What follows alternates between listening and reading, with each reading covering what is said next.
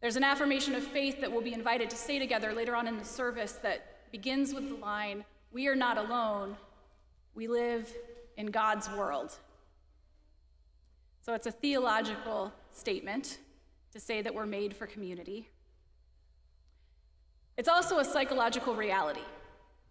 Neuroscience research shows us more and more how our brains are constantly interacting and interconnected in ways that we can't always see. Last spring, there was a psychologist named Terrence Real who released a book on relationships called Us. And in an interview about the book, he said, "My book is a critique of what I call the toxic culture of individualism. This model is killing us in our relationships, in our society, and on the planet. There's no such thing as an individual. We co-regulate each other's nervous systems all day long.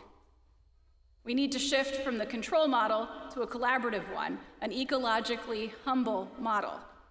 You're not above the system, you're in it. You breathe it," he says. So he's talking about psychology, and he's also talking about physiology. He's saying that our very bodies adjust to other people's bodies. So you can imagine if you walk into a room and you find someone whose arms are crossed and their brow is furrowed, how do you feel? Not just emotionally, but like physically in your body. You might notice that you tense up a little. You feel a tightness in your chest. Your body adjusts to what's in that room. Or imagine walking into a room where someone has a curious smile and speaks softly. How do you feel then? Maybe your blood pressure eases a little. You might breathe more slowly. Your heart might slow a little bit. So Terrence Real is saying that we are responding to each other. We're co-regulating our bodies all the time.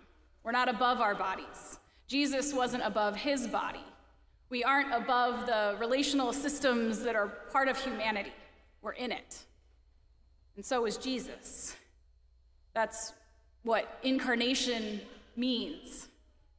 It's why it matters that Jesus showed up in a body with scars to the disciples after the resurrection, and not as some kind of like disembodied angel above it. Jesus was in it. We are in it. And just as that happens psychologically and physiologically, it's also something ecological. We're part of this bigger world that includes all of nature, and we're connected to that too. We're literally breathing in air that's part of an atmosphere that stretches around the world. What impacts the planet impacts us, and vice versa.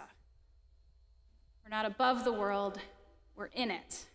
Jesus wasn't above the world, but was in it, walking on the road alongside others.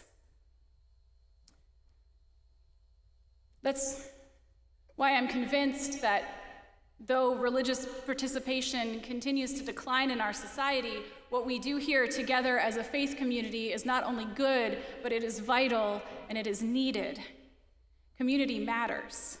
We're made for it. Theologically, psychologically, we're made for it.